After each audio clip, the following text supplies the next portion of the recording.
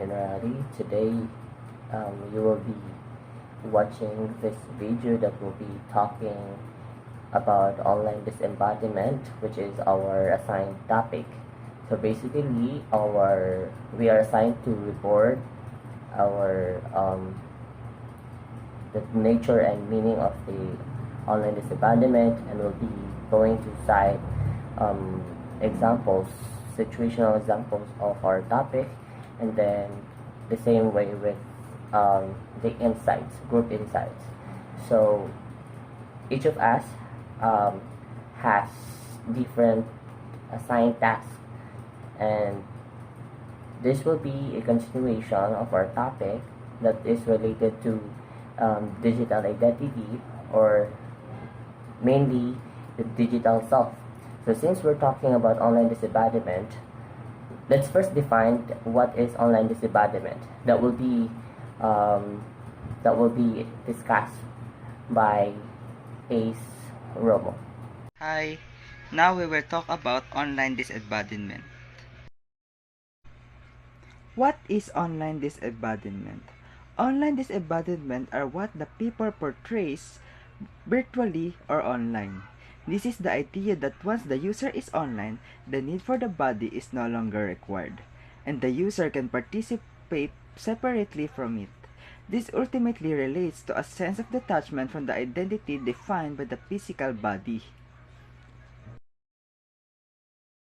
Online disembodiment can result to a negative outcome of people's lives and results to loneliness, depression, and anxiety due to the playing of roles of someone or something that differs from them. Online disembodiment is the sense of detachment, and its main medium is social media or the technology. It also no longer need the presence of the physical body, and also it has a negative impact of the society, especially to the youth. Now, let's proceed to situational examples. Situational example of online disembodiment. I have a friend on Facebook. We always chat or message each other online, and it turned out that she likes me and she loves me to be her friend because of the reason that I am jolly to talk with and a kind person. But one day, when we meet at school, I ignored her, and she told me eventually that I am a snob person, not knowing that I am an introvert person in real life who talk less, which is the real me. Another example.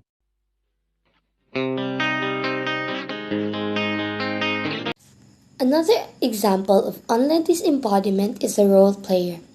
Roland is super loud, hilarious, and talkative on social media. He's using someone's identity in his account. He intended to portray himself as a girl in a roleplay world on Facebook, and he had never revealed who it was. Because his goal is to fool many people by using an account that no one knows who's the real person behind from it. So I know that almost all of us have a Facebook account, so we are all we are all we all have the slight idea about roleplay world. So roleplay world is where people make fake accounts to imitate a character and behavior of someone who is different from yourself. So it's like you're using the picture of another person to reveal the other side of yourself. And in roleplay world, we also have players that we call cross role player. So cross role players are that those persons who have different sex in the social media. For example, in this situation of Roland. So Roland is a boy in real life, while in roleplay world he uses the character of a girl. So that is an example of a role player. Last example. This is the situational example of the online disembodiment. Sean has many friends on Facebook. He likes commenting and sharing ridiculous posts which makes him lively and joyful in life, virtually. However, what he is showing on social media deviates to his real identity. It turns that he's dead in his inside, and he's trying to enliven himself through doing some stuff online until he reached to the point where he couldn't bear and fight any longer. So he only thought that suicide is the only solution of his problems. That if he would be gone, there would be no more problems. His friends was shocked with the news that he's dead because he has committed suicide. And they all thought that what is he's going through in his life is fine. And now let us proceed with our group insights. So basically, we have accumulated these ideas when we were in the classroom, and I'll be reading it since it's already like explained articulately in the in our PPT or the PowerPoint presentation. But we have added here. I've added here some information that is related to our topic. So allow me to read our group insights, which is about online disembodiment. So currently, many people can relate with our topic, which is specifically about online disembodiment. Somehow in our group, as we have accumulated our ideas and thoughts, this has led us with this kind of insights. Apparently, all of us have social media, and most of us have experienced online disembodiment. Thereby, with our experiences, we have realized that online disembodiment is not a benign act to do, unless if what we are portraying virtually can help to make change in our society. Before we're going to proceed in the next slide, allow me to add this one.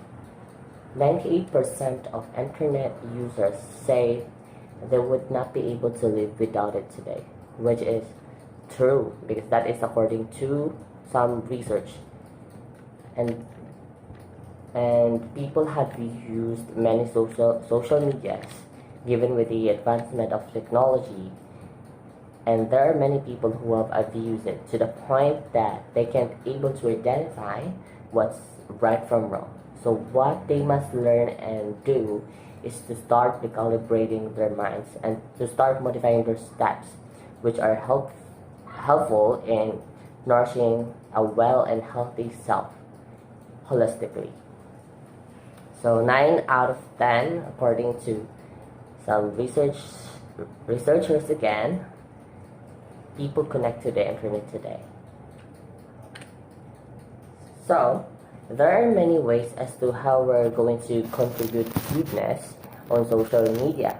For instance, if we're being generous virtually, then it's good because we are able to help someone, like donating to a charity for orphans.